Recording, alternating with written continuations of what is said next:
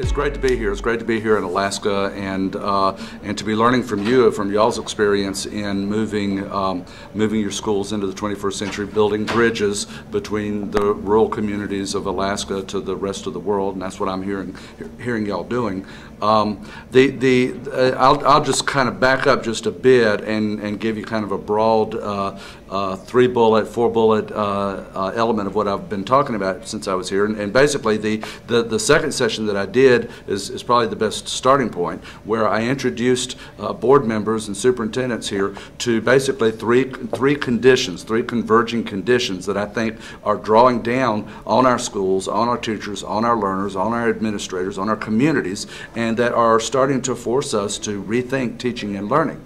And I think that these are a lot of the conditions that are drawing down, that have made y'all make the decisions that you have about bringing laptops into the schools and putting a laptop into every student's hands, giving every student access to digital networked content.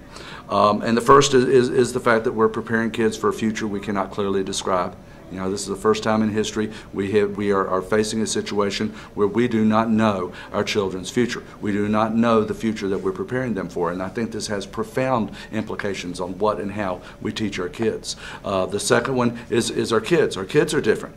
Even in rural areas, you get kids where the sun doesn't come up for I don't know how many months, you know, and I suspect they're spending a lot of time online. They're playing video games. They're engaging with online communities, and they have come to understand information differently from the way that my generation does. One of the examples that I gave is that you know, for my generation, information is a product. You know, you go out and buy a book so that you can read it. You go out and buy a DVD so you can watch the movie. Information is a product that is to be consumed. For our students who are spending so much time online, who are sharing and literally teaching each other online, they're learning that information is much more of a raw material. You know, that part of the value of the information is what you can do with it, how you can fit it together with other information to remix it into something brand new. So the kids are different. The kids are changing, and that, you know, kids are coming into our classrooms today out of an information experience that is far richer, far deeper, far more personal than anything that we can that we can duplicate in most of our classrooms. So we have to figure out how to tap in to the energy that is generated by these kids' information experiences. So the kids are different. We're preparing these kids for a future we can no longer describe. And the third one was the information. You know, we have this thing called Web 2.0, but as we come to understand what this much more participatory World Wide Web means, what we start to see is that the very shape of information is changing. The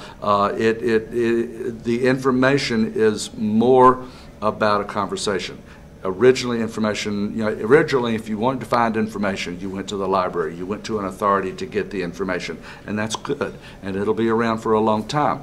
But now we're increasingly going to the community to find the answer.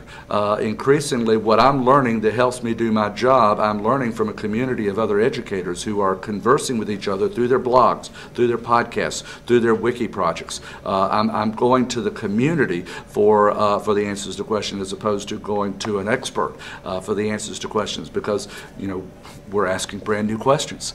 You know, in a time of rapid change, we're asking brand new questions, and there are no experts in the area, but the knowledge and the answers come from conversation. So we've got these three conditions: unpredictable future, info-oriented kids, and a new information landscape. And what this demands, and this is what the keynote was about, what this demands is literally a new definition of literacy.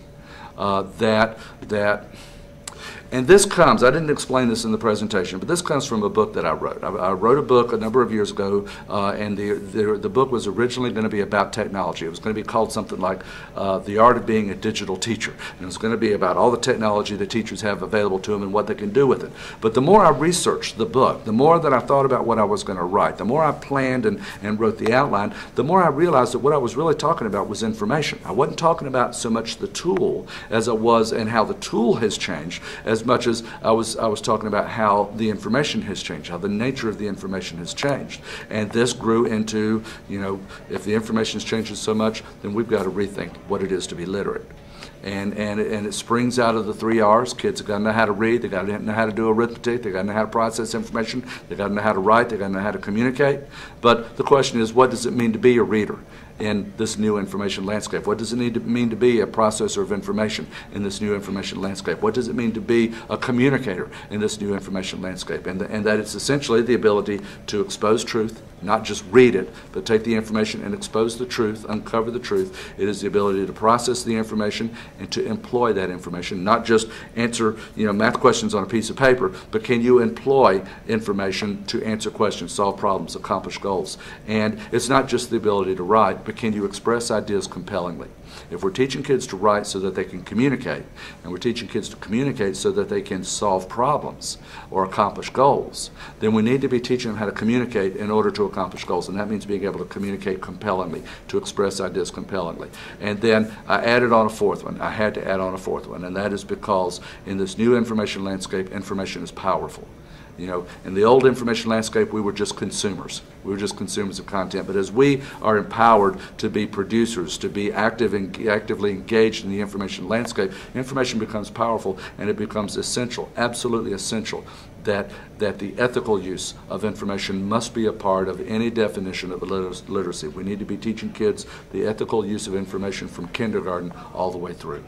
So that was what I talked about, and the response was positive. I've been extraordinarily impressed with the school board members that I've met here and all across the country. I'm incredibly encouraged for the first time in many years. I'm incredibly encouraged by where education is going, and Alaska is definitely spearheading that in a very real way. So I appreciate the invitation to be here, and I hope to come back again sometime soon.